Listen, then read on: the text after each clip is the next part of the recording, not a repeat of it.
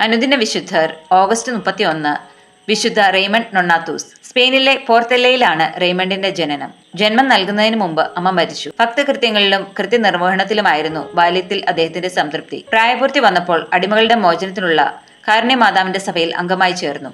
റെയ്മണ്ടിനെ ആൾജിയേഴ്സിലേക്ക് അടിമകളെ സ്വതന്ത്രരാക്കാൻ അയച്ചു. ആദ്യം കയ്യിലുണ്ടായിരുന്ന പണം കൊണ്ട് കഴിയുന്നത്ര പേരെ സ്വതന്ത്രരാക്കിയ ശേഷം സ്വയം അടിമയായി തീർന്നുകൊണ്ട് കുറെ പേരെ കൂടി സ്വതന്ത്രരാക്കി. അക്കാലത്ത് മുസ്ലിങ്ങളെ മാനസാന്തരപ്പെടുത്തി എന്ന കാരണത്താൽ 2 പ്രാവശ്യം അദ്ദേഹത്തെ കുത്തിക്കൊല്ലാൻ തുടങ്ങിയെങ്കിലും ജാമ്യത്തുക നഷ്ടപ്പെട്ടേക്കുമെന്നുള്ള ഭയത്താൽ അവർ വധിച്ചില്ല. രക്തസാക്ഷിയാകാൻ സാധിക്കാത്തതിലുള്ള സങ്കടത്തോടെ അദ്ദേഹം സ്വദേശത്തേക്ക് മടങ്ങി. സ്പെയിനിലെത്തിയ ഉടനെ ഗ്രിഗറി 9 മാർപ്പാപ്പ അദ്ദേഹത്തെ കാർഡിനലാക്കി. 1240 ഓഗസ്റ്റ് 31 36-ാമത്തെ വയസ്സിൽ ശരീരത്തിന്റെ അടിമത്തത്തിൽ നിന്ന് ആത്മാവിനെ സ്വതന്ത്രമാക്കുകയും ചെയ്തു.